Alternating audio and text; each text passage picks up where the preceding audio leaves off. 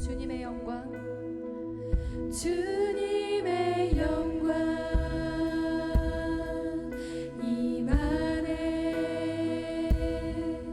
주 볼 때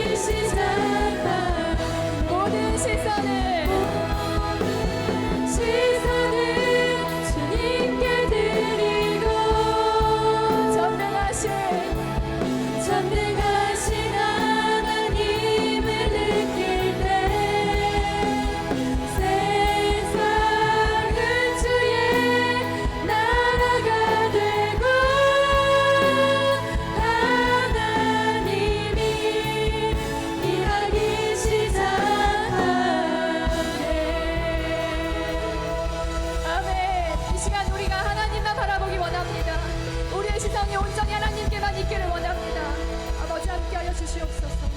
아멘.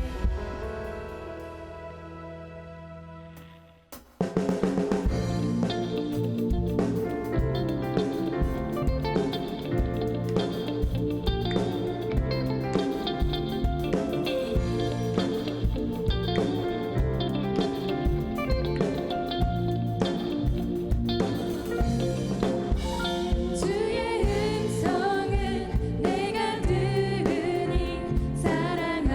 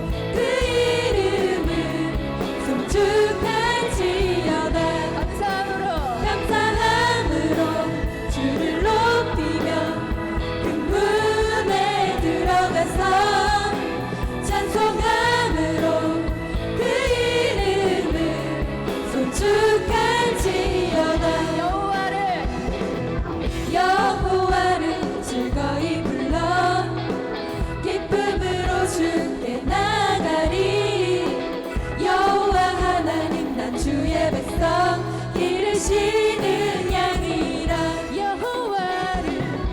여호와를 즐거이 불러 기쁨으로 주께 나가리 여호와 하나님 나 주의 백성 기르시는 양이라 감사함으로 주를 높이며 문에 들어가서 찬송함으로 그 이름을 송축할지어다 감사함으로 주를 높이며 그 문에 들어가서 찬송함으로 그 이름을 송축할지어다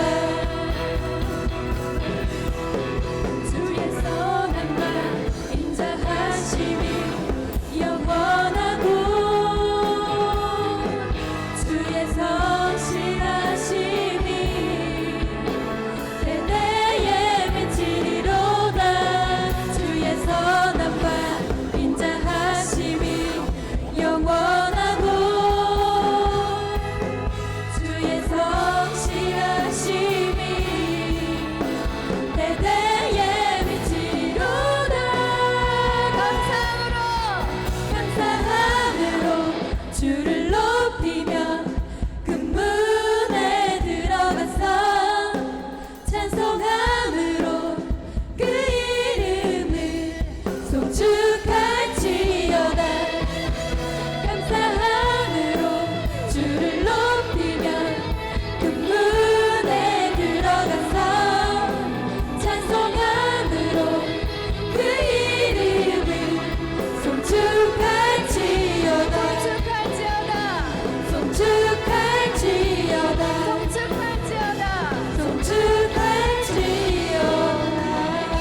할렐루야. 이 시간 하나님께만 온전히 영광 돌려드리길 원합니다. 아멘.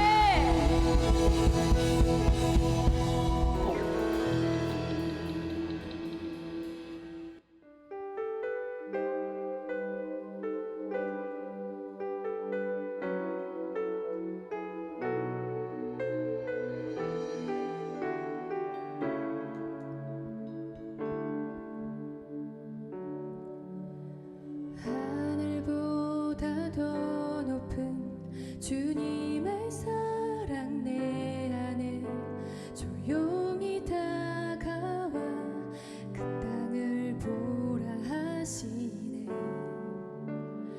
바다보다 더 깊은 주님의 사랑 내 앞에 조용히 다가와 그 땅을 향하여 나가라 하시네 주님의 사랑 그 사랑을 전하는 것 죄 앞에 무너진 우리를 새롭게 하는 것 온 세상 위로 주님의 사랑 전하네 내 삶보다 귀한 분 그 이름을 나 전하네 그 크신 사랑을 하늘보다 더 높은 주님의 사랑 내 안에 조용히 다가와 그 땅을 보라 하시네 바다보다 더 깊은 주님의 사랑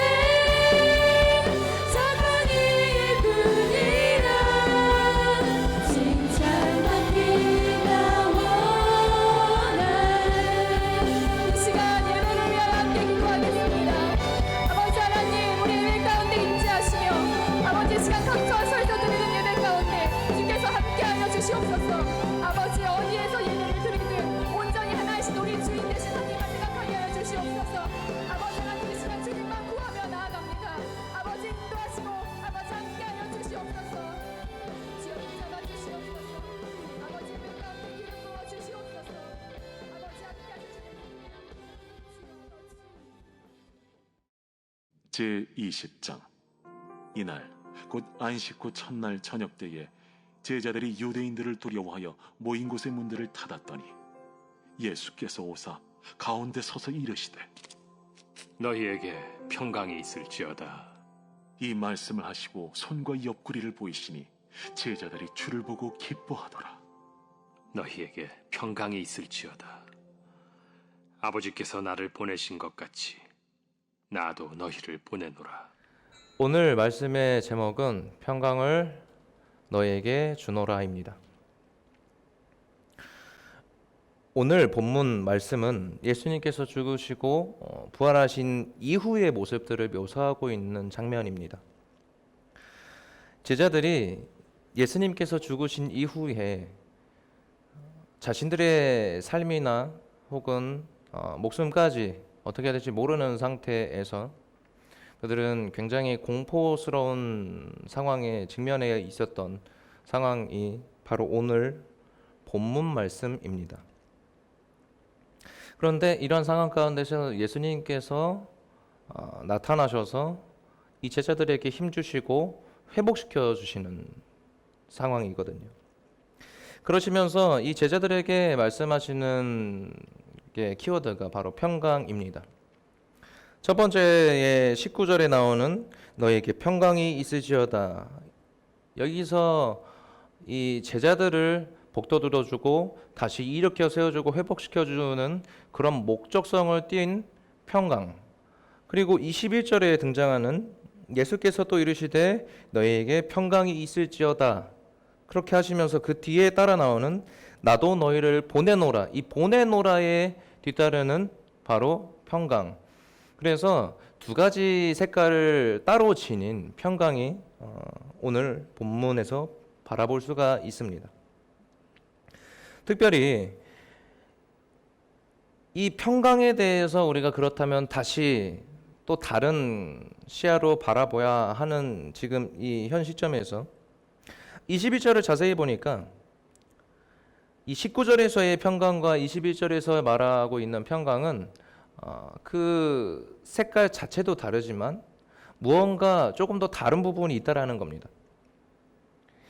이 19절에서 현실을 회복시켜주는 그 의미에서 용기와 에너지를 가지고 있는 평강이라면 21절에서는 이 회복한 이후의 상태를 드러내는 것, 회복한 이후의 상태에 직면되는 그런 앞으로의 상황과 그런 상태에 대해서 조금 더 면밀히 너희들이 가지고 있어야 되는 것, 그런 의미에서 평강이 있다라는 겁니다. 검단 행복한 교회 성도 여러분, 우리는 그런 의미에서 바라볼 때에 지금도 이 평강이 있어야 되고 앞으로의 일들에 있어서의 그러한 대처 방안으로서의 평강도 존재해야 됩니다. 첫 번째로 이 19절에서 예수님의 십자가 사건 이후로 유대인들이 기세등등합니다. 그래서 예수님을 따르는 그 모든 무리들을 잡아서 감옥에 쳐넣고 그 이후의 일들을 모략과 모색하기에 이르게 되는데, 그래서 이 제자들은, 핵심적인 제자들은 굉장히 모여서 이렇게 숨고 그리고 몸을 숨기고 있고 그리고 굉장히 그 공포 속에서 지내고 있는 상황이거든요. 8와 9절이 18절에 보면은 막달라 마리아가 가서 제자들에게 내가 주를 보았다 하고 또 주께서 자기에게 이렇게 말씀하셨다 이르니라. 여기서 보시면은 예수님이 다시 살아나셨다라고 해요. 예수님께서 살아나셔서 이제 우리에게는 절망과 나락에 빠질 수 있었던 그 모든 상황들을 180도로 전복시킬 수 있는 그 유일한 예수님께서 살아나셨다. 그런데 제자들은 그 이야기를 듣지를 못하는 거예요. 그 얼마나 현실적인 것, 그러니까 자기의 목숨, 자신의 목숨들이 어떻게 될지 모른다라는 이 현실적인 공포가 너무 엄습이 크다 보니까 막달라 마리아가 이야기하는 예수님께서 다시 살아나셨다 이 얘기가 전혀 들리지가 않는 거예요.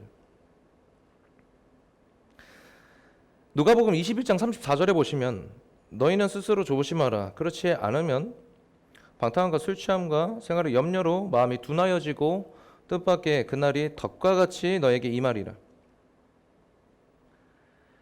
제가 이 구절을 읽을 때마다 앞서서 말씀드렸던 예수님께서 다시 살아나셨는데 왜 그 이야기를 듣지 못하고 왜 희망적이지 못할까?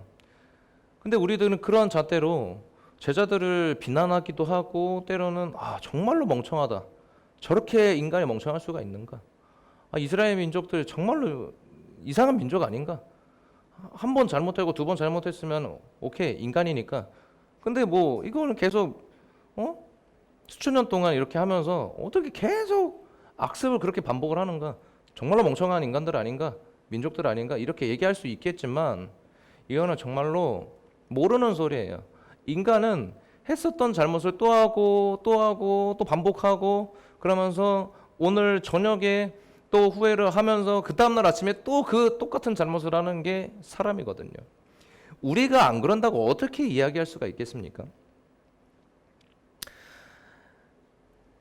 방금 전에 읽었던 누가복음 21장 34절 그 부분 다시 보면은 제가 사역을 하면서 하나님의 일을 한다면서 이 34절처럼 이 염려로만 계속해서 자리 잡고 있다면, 그래서 염려로만 가득한 채 뒤에 혹은 내 옆에 내 앞에서 내 좌우 양옆에서 이끌어주고 밀어주고 용기 주시는 그 예수 그리스도, 그 성령님이 안 보이고 계속 염려만 하고 있다면 그게 어떻게 사역자로서 정말로 부끄러운 일 아니겠습니까?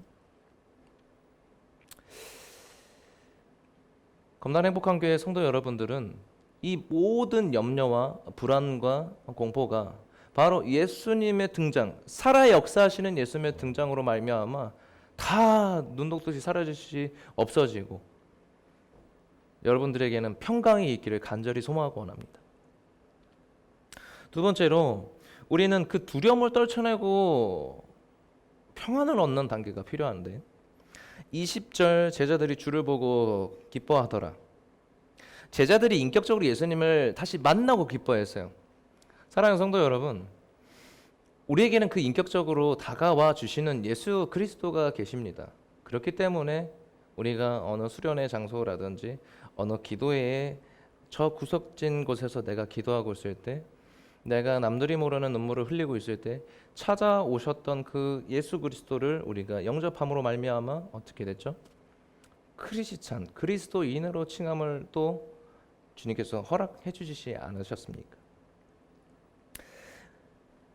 요새 하지만 많은 아쉬움이 있다면 그것은 크리스찬들은 많은데, 세상이 지칭하고 있는 그런 크리스찬들은 많은데 교회를 왔다 갔다 하는데 생활의 염려와 모든 어려움과 고난과 핍박들, 그 모든 부분들을 바라보고 있다면 참 복음의 영향력이 선하게 자리 잡지 못하고 실행되지 못하고 있는 이런 일련의 많은 장면들이 참 안타깝다라는 겁니다. 여러분, 우리가 함께 정말로 각성하고 겉면으로 들어야 될 말 중에 하나가 바로 염려와 근심 많은 상황 가운데서 인격적으로 만나 주시는 그 예수님이야말로 우리가 기뻐해야 할 이유 중에 하나입니다. 여러분, 얼마나 예수님께서 우리에게 인격적으로 다가와 주시는지 아십니까? 마태복음 14장에 그 폭풍의 배가 제자들이 배에 다 타고 예수님께서 멀리 지켜보시다가 무리를 건너오시면서 어떻게 하십니까? 마태복음 14장 27절에 예수께서 즉시 이르시되 안심하라 나니 두려워 말라. 여러분, 불안한 우리가 이 땅을 살아가면서 바로 예수님의 이 말씀을 듣고 두려워하지 않아야 하는 겁니다. 두려워하지 않아야 합니다. 제자들은 그 즉시 풍랑이 잠잠해지는 그 모든 것들을 바라보고 두려움에서 벗어났을까요? 아니면 예수님의 등장과 예수님의 그 말씀을 통하여서 그들이 잠잠해졌을까요? 그들이 두려움을 떠났을까요? 마태복음 9장 27절에도 12년 동안 혈루증 앓은 여인이 등장을 합니다. 근데 이 여인에게 예수님께서 뭐라고 말씀하시냐면 예수께서 돌이켜 그를 보시며 이르시되 따라 안심하라 이렇게 말씀하시거든요. 따라 안심하라. 내 믿음이 너를 구원하였다 하시니 여자가 그 즉시 구원을 받으니라.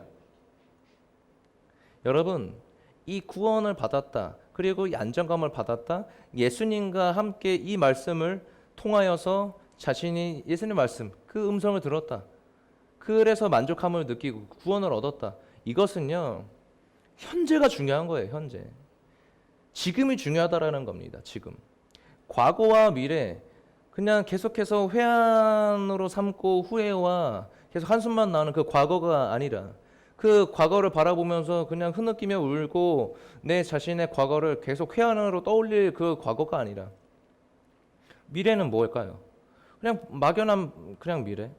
그것에 대해서 언젠가 하나님께서 해주시겠지, 언젠가 나와 함께 하시겠지, 이런 것보다 지금 우리가 하나님의 음성을 귀담아 들어야 하고 갈급해야 되고 하나님을 더욱더 만나야 되는 그러한 역사하심이 바로 지금 이루어져야 되거든요.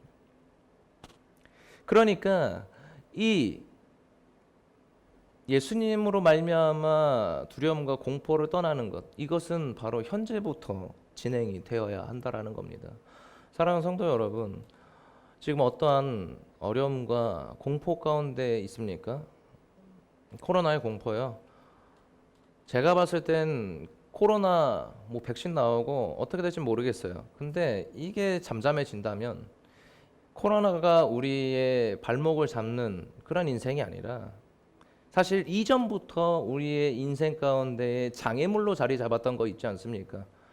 가정의 환경이라든지 가족 구성원의 뭔가 관계적인 그런 부분이라든지, 혹은 학업이 될 수도 있고, 때로는 내가 신앙생활하는 것 가운데 나를 계속해서 넘어뜨리려고 하는 그런 부분들, 그것이 큰 장애물이다라는 거죠.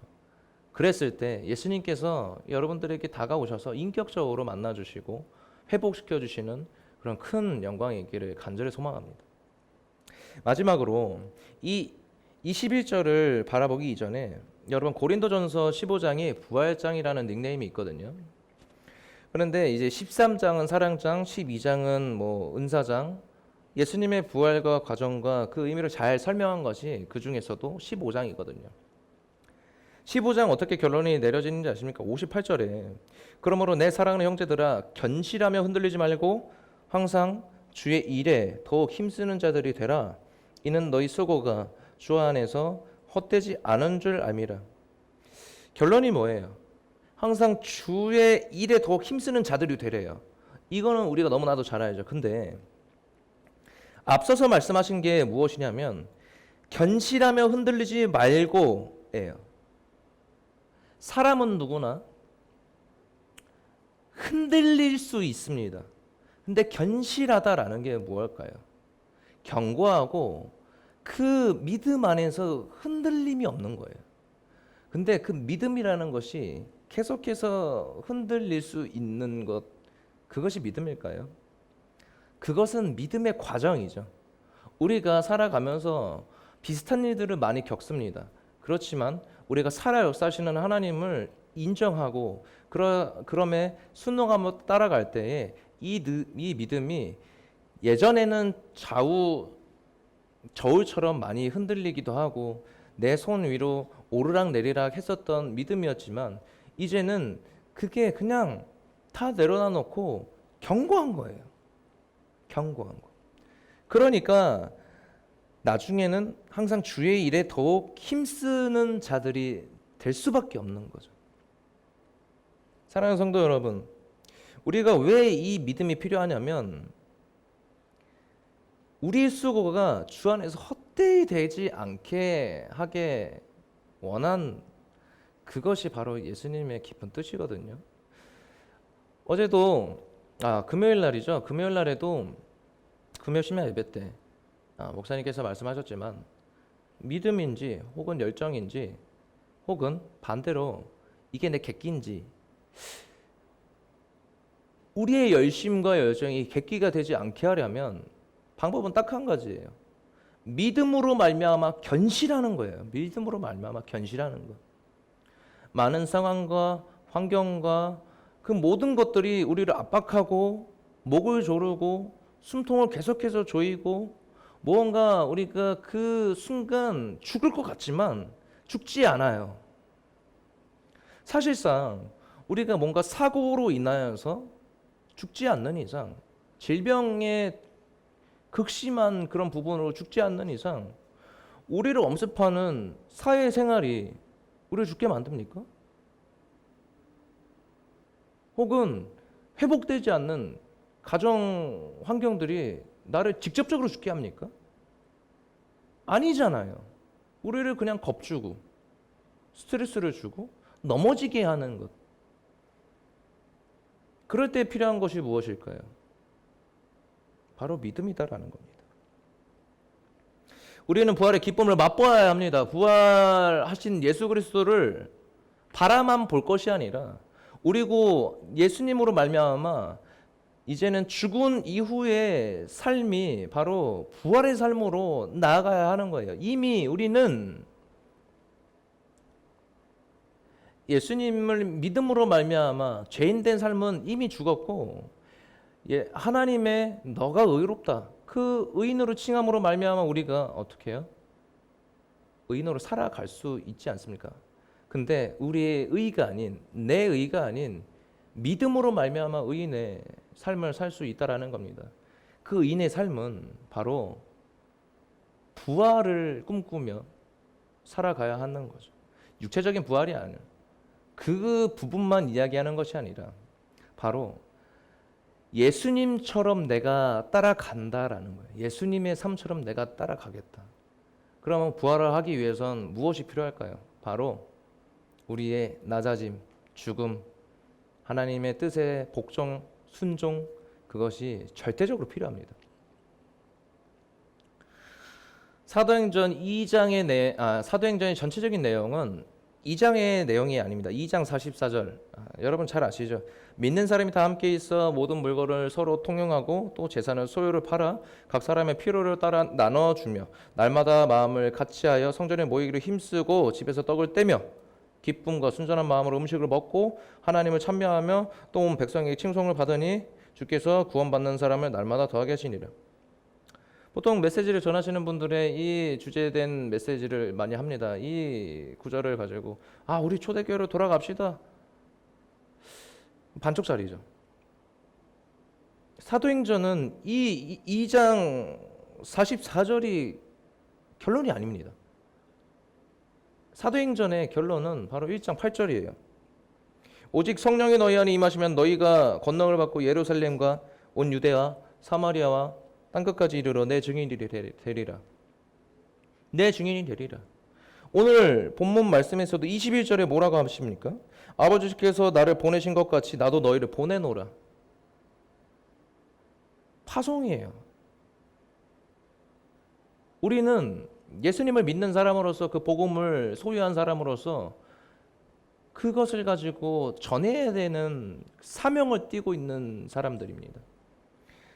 우리만 은혜를 받고 우리만 예수님을 믿고 우리만 하나님 믿는다고 해서 그들만 모여가지고 서로 통용하고 재산을 나누고 그들만 그 안에서 참여하고 그게 무슨 의미가 있겠습니까? 사랑하는 성도 여러분, 우리는 이 복음에 정말로 각성된 삶을 살아가고 있습니까? 한번 점검해 보셔야 돼요. 참 제가 대학원을 다니면서 이 복음에 대한 조금 많은 논단들 그리고 논문들 그리고 열린 토론들이 많았습니다. 근데 결론적으로 어떤 한 부분에서 우리가 다 같이 공감을 하고 머리를 끄덕일 수밖에 없었던 것은 어떤 내용이었냐면 복음은 흘러가야 된다라는 거예요. 복음은 내 안에서 틀에 갇힌 나머지 계속 묶여만 있으면 이거는 변질이 되고 이 복음이라는 것이 나에게 합당하게 맞추려고 이 내 의가 마음대로 조작을 합니다. 그렇기 때문에 우리는 이 은혜로 받은 이 복음이야말로 바로 계속 흘려 보내줘야 되는 거예요. 믿지 않는 자들, 그리고 내 주변인들, 얼마나 놀라운 소식입니까? 얼마나 기쁜 소식입니까? 예수 그리스도께서 우리를 위해 십자가에 달려 죽으시고 부활하시고, 누구를 위해서요? 바로 나를 위해서, 그리고 바로 너를 위해서. 사랑하는 성도 여러분, 복음을 변질시키려고 내 안에만 갖춰주시지 마시고, 오늘 본문에서 21절과 또 사도행전 1장 8절에서 언급하였었던 파송의 역할, 그것을 위해서 사실 21절에서 나오는 너희에게 평강이 있을지어다 전하는 자의 역할을 우리가 충분히 수행할 수 있기를 간절히 소망합니다. 마지막으로 결론입니다. 여러분, 우리에게는 평강이 필요합니다. 요새 뭐 코로나 하면은 정말로 이게 답이 없어요. 저도 뉴스를 조금만 바라보고 있으면요, 막 머리가 복잡하더라고요. 120명까지 떨어졌다가 130명 가고 150명 가고 다시 160명 됐네. 한숨만 나와요. 그 이후의 말들은 언급하지 않겠습니다. 누구 잘못이 저거 잘못이니? 아니에요. 그 잘못을 말씀드리는 게 아니라 언제 떨어지지? 근데 우리에게는 이 언제가 중요한 게 아니라 어떤 방법, 하우가 있는 게 아니라 하나님의 그 어떻게 하실까라는 그 기대를 우리가 함께 가지고 하나님의 역사하심을 기대하며, 또한 그 기적과 역사하시는 그 장면 가운데 우리가 두 발을 딛고 있기를 원합니다. 여러분들에게 예수님으로 말미암아 허락된 평강이 있기를 간절히 소망하고 원합니다. 다 같이 기도하겠습니다. 거룩하신 하나님 아버지, 감사합니다. 날마다 우리가 순종하기를 원하고 또 나아가기를 원하지만, 그럼에도 불구하고 아직 죄악된 모습, 죄인의 그 습성이 자리 잡고 있는 게 우리의 현실입니다. 이것은 죽을 때까지 계속 가야 될 것 같습니다. 하나님 나라에 들어가기 직전까지 우리는 이 부분과 계속해서 싸워야 될 것이고, 계속해서 자아성찰. 근데 이 자아성찰이 내 힘, 뭔가 철학적인 그것이 적용되는 것이 아니라 하나님의 말씀으로 말미암아 회개를 주님 앞에 하고 다시 성결해지기 하고 우리의 몸과 마음을 정결하게 한 이후에 주님 앞에 한 걸음 한 걸음 나아가며 본문 말씀처럼 너에게 평강이 있을지어다, 우리에게 평강이 있기를 원하며 자유하기를 원하는 하나님의 그 놀라운 뜻을 품고 살 수 있는 그 믿음의 검단 행복한 교회 모든 성도와 우리 교회를 다니고 우리와 함께 관계를 맺어가며 살아가고 있는 우리의 주변인들까지도 우리로 말미암아 주님을 알게 하시고 주님을 만나게 하시고 그 복음의 통로가 확장되어지고 열어지기를 간절히 소망하고 원합니다. 감사드리며 우리 구주 예수 그리스도의 이름으로 기도드렸습니다. 아멘.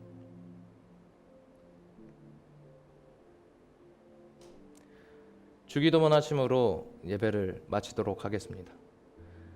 하늘에 계신 우리 아버지여, 이름이 그렇게 여김을 받으시오며 나라에 임하옵시며 뜻이 하늘에서 이루어진 것 같이 땅에서도 이루어지이다. 오늘날 우리에게 일용할 양식을 주옵시고 우리가 우리에게 죄 지은 자를 사하여 준 것 같이 우리의 죄를 사하여 주옵시고 우리를 시험에 들게 하지 마옵시며 다만 악에서 구하옵소서. 대개 나라와 권세와 영광이 아버지께 영원히 있사옵나이다. 아멘.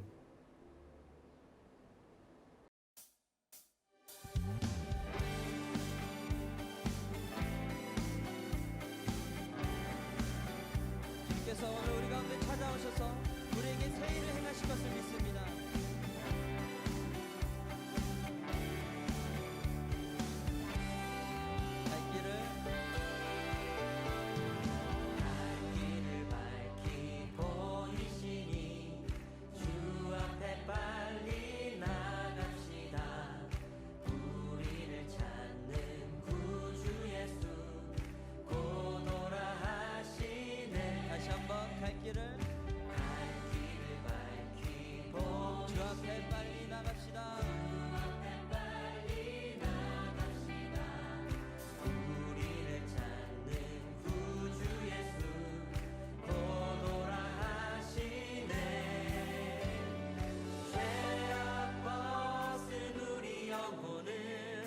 기뻐